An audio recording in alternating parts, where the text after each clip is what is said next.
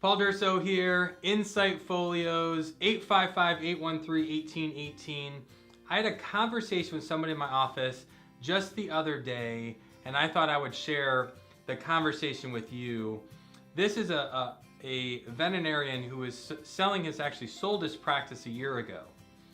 And we're talking about income planning, and this vet actually was sitting there very confident about retirement because during the time he had his practice, he bought a building. And as he sold his practice, he sold it for a lot of money, many zeros behind the number. But his confidence going into retirement wasn't because he got this windfall of cash, it's because of the building he purchased years and years ago, because it was going to give him more than enough retirement income to live off of on a monthly basis. He wasn't even worried about how he was going to invest this windfall of money that he got as he sold his practice. And I likened his concern, or the reason why he was interviewing me, to the fact that he needs to stop buying raw land. Because I asked him, what do you love about your financial advisor, and what instructions have you done to give them so they can invest your windfall of money, the proceeds that you got from your sale? And he said, well, prior to now, I was a very growth-oriented investor, but I want to preserve this money, so I want you to grow it, but at the same time, I don't really want to lose it, and I feel like the market's on shaky ground. And I got a little uncomfortable with that conversation, not because he's doing anything wrong per se, but what was so successful for him when he grew his business is not the technique that he's using when he's investing the proceeds of what he used or what he got when he sold his business. And I liken that to raw land, because he basically told his investment advisors, you know what, go buy a bunch of raw land, because I'm okay with the value that you have in this raw land. I know the only way I'm going to make money is if I can sell it from where I bought it for, but at the end of the day, the land's not going anywhere. It's going to be there.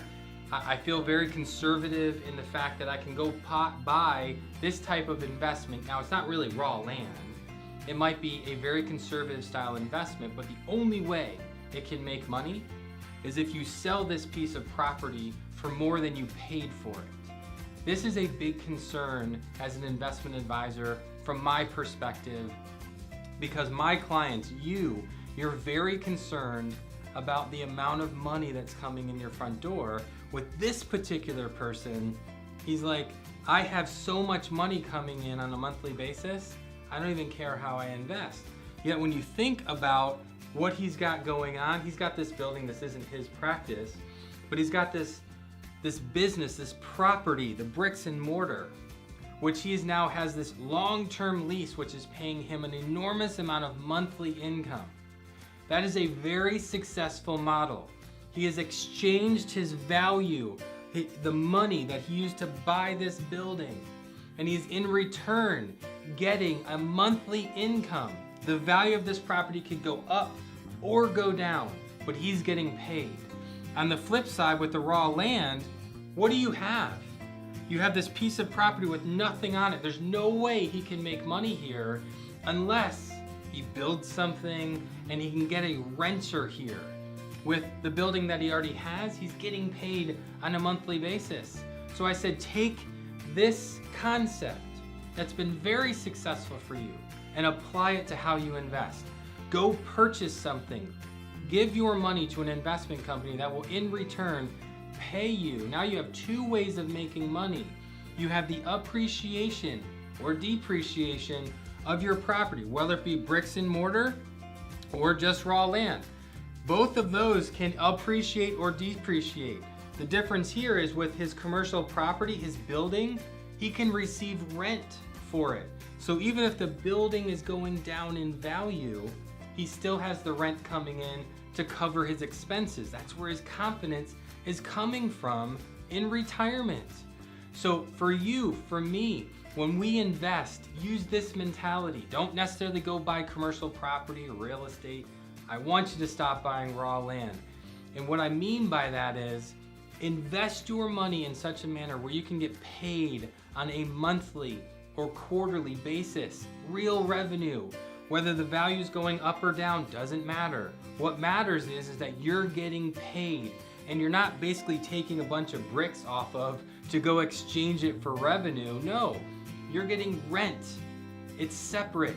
You're getting paid. This is like a dividend paying stocks. Here at Insight Folios, we are huge fans, proponents of dividend paying stocks. Why? The value can go up or go down, yet you can still get paid dividend income on a monthly, quarterly, or annually basis. That is so vital in retirement. So I hope you understand what I'm talking about here, and the fact that raw land doesn't pay income. Rental income pays you on a monthly basis. That's the most important thing you should be able to take away from this video, is that income can help you pay your bills. The appreciation or growth potential from your investments may or may not. There's no guarantee. You're subject to chance of when you sell it. But dividend income from an investment that's getting paid to you on a monthly basis, you can use to pay your monthly bills, and that's the most important thing, okay? So stop buying raw land and start buying investments that pay you income. Again, this is Paul Durso, Insight Folios. I hope you enjoyed this video. We'll be back again soon.